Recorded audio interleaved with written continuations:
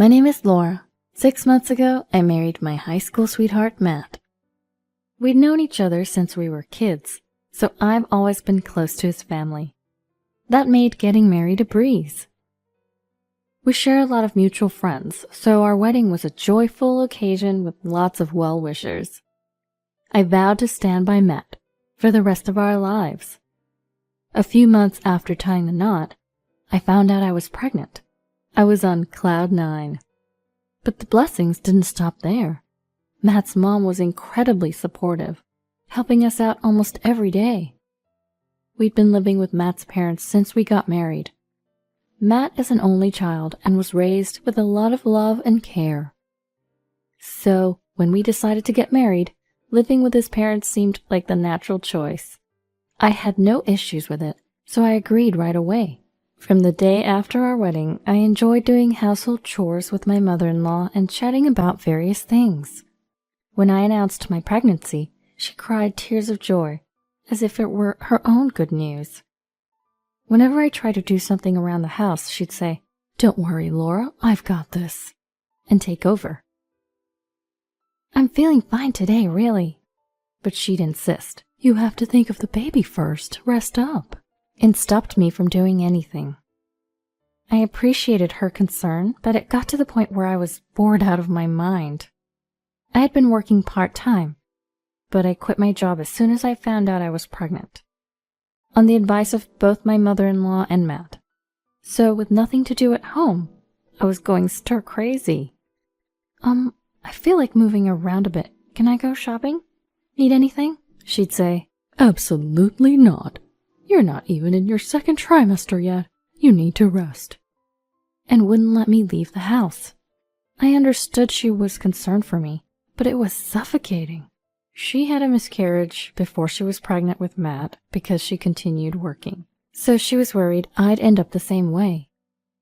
"If you're not careful, you'll end up in the hospital like I did," she'd warn me. I didn't want to create tension, so I decided to take it easy until my second trimester. Once I reached that milestone, she started allowing me short walks. Matt and I would go out on his days off. We'd buy some snacks from a local store and have a little picnic. Or sometimes I'd go for a walk with my mother-in-law while shopping. She even started cooking with me again. I realized she was just concerned for me during the early stages of my pregnancy. Then, at 38 weeks, my water broke while I was climbing the stairs at home. Matt and my father-in-law were at work, so my mother-in-law drove me to the hospital. Matt had already coordinated everything with the hospital, so by the time Brian was born, he was right there with us. First, Matt held Brian in his arms. "Oh, he's so adorable," Matt said, his eyes welling up with tears as he lovingly looked at Brian. Seeing him like that made me tear up too.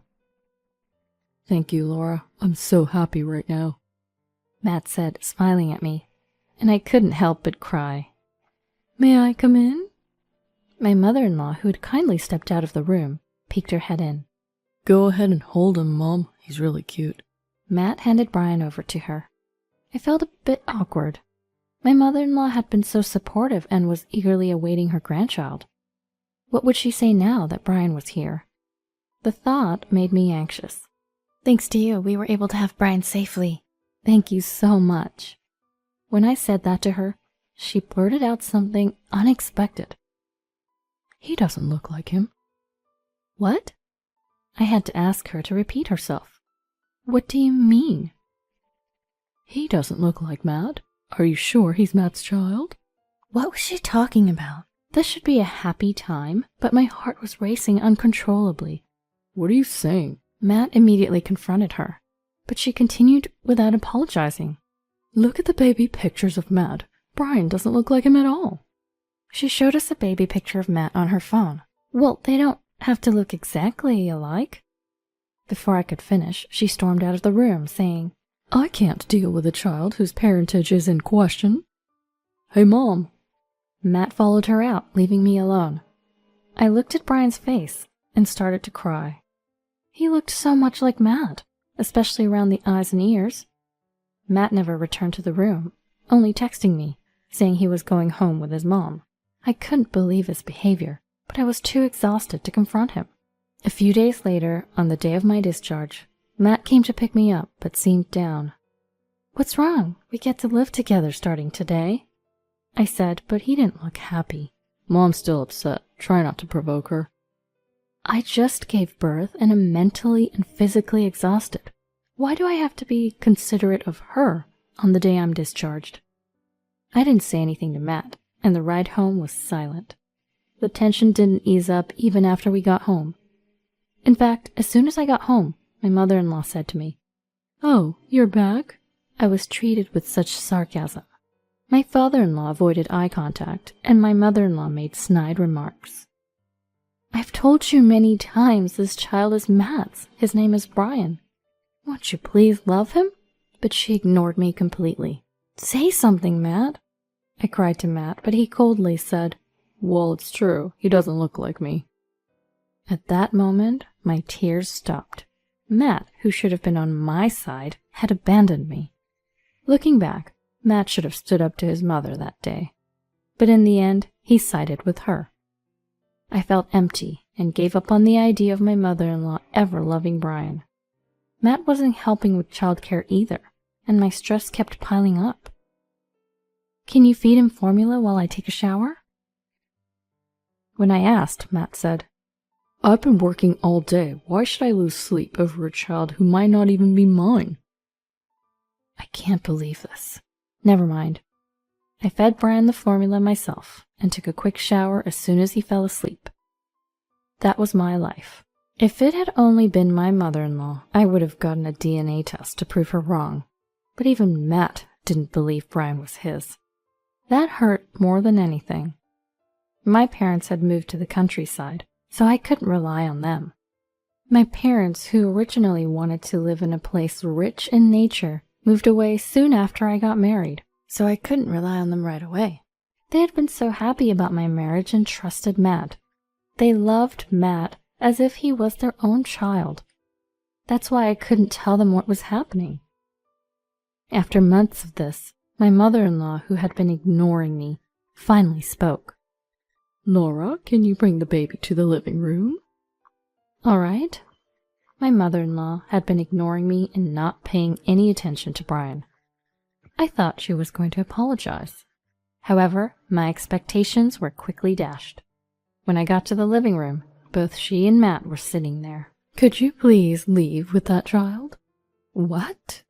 I was stunned and couldn't find the words. She looked at Brian and said, "He still doesn't look like him. I've had enough." Matt said nothing. At that point, I didn't care anymore.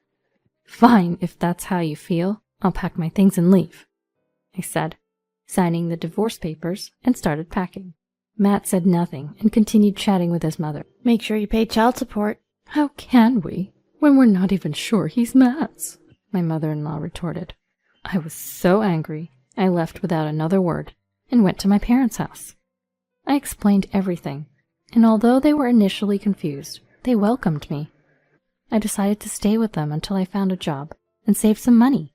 I, of course, had requested child support for my ex-husband through a lawyer, but the money was never transferred. I myself didn't want to have anything to do with my ex or his parents anymore, so I never pressed the issue of the unpaid child support. Years passed. Brian was about 6 years old. I got a call from a local friend who also knew Matt, informing me that Matt had died in a car accident. Of course, I heard about it right after it happened, but I didn't want to get involved, and Brian was going through a busy, active phase, so we didn't attend the funeral. Months later, I happened to be meeting up with local friends and returned to my hometown for the first time in years. Before going to my friend's house, I decided to buy a gift, so Brian and I went to a department store we used to visit as a family. "Laura?" I turned around to see my mother-in-law, whom I hadn't seen in years. As I stood there stunned, she quickly approached us and said, "You're Brian, right?"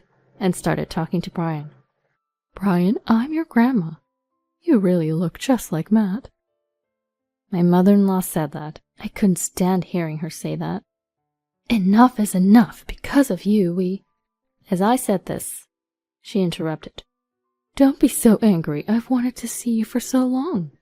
Feeling like I was about to yell, I said, "Excuse us," and pulled Brian away, leaving the scene. "Was that Grandma?" Brian asked. I had kept it a secret until now, but Brian, now in elementary school, was genuinely curious and kept asking. "Isn't Grandma supposed to be your mom? Who was that lady?" I couldn't hide it any longer, so I explained it to Brian in simple terms when we got home. Brian said, "Mama, you've been through a lot, huh?" and patted my head. Tears flowed at his kindness. I felt grateful from the bottom of my heart for having him. Months later, my mother-in-law showed up at the apartment where Brian and I were living. "How did you find this place?" When I asked, she said, "I asked around, Matt and your mutual friends. I finally found you," and forced her way in. "Please leave." As I said this, she exclaimed, "Matt died in an accident, and my husband died of illness. You two are all the family I have left."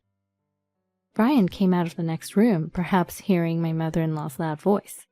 Seeing Brian, my mother-in-law said, "Brian, why don't you come live with Grandma? I have a bigger house and can feed you lots of delicious food." "Stop it!" As I said this, my mother-in-law pulled out a thick envelope. "It has $50,000 for child support. You two are all the family I have left, so please come live with me." She pushed the envelope toward me. Then she turned to Brian and said, "Brian, Grandma wants to live with you. I'll buy you anything you want, okay?" and smiled. In that moment, I felt like crying. I was torn between the feeling of, why now? And wondering if it was okay to deprive Brian of one more grandmother. I was at a loss for words. Then Brian said, "I'm not going." "Huh?" My mother-in-law let out a baffled sound at Brian's words. "Brian, what are you saying? You can live with Grandma, you know. There'll be lots of delicious food, and I'll buy you toys." My mother-in-law tried desperately to persuade him. "I don't want to. You were mean to Mama, right? My only grandma is Mommy's mom." Saying this, Brian shook off my mother-in-law's hand and sat next to me. My mother-in-law fell silent, looking as if she'd lost all hope. After staring at us for a moment, she abruptly stood up and left the house without a word. We haven't heard from her since that day. Of course, she never came to visit us either. The child support money she left behind is being saved for Brian, untouched to this day. When I consulted my parents about whether to return the money, they said, "You never received child support before, so it's fine to keep it." And so I decided to keep it. I don't know what's become of my mother-in-law since then, but honestly, it doesn't matter to me now. Because I have Brian, who's so strong and stands by me. Brian, who protected me from my mother-in-law even at his young age. Brian, who chose me over my mother-in-law's sweet temptations. I love him from the bottom of my heart. I want to continue raising him responsibly, ensuring his happiness, even without a father, now and forever.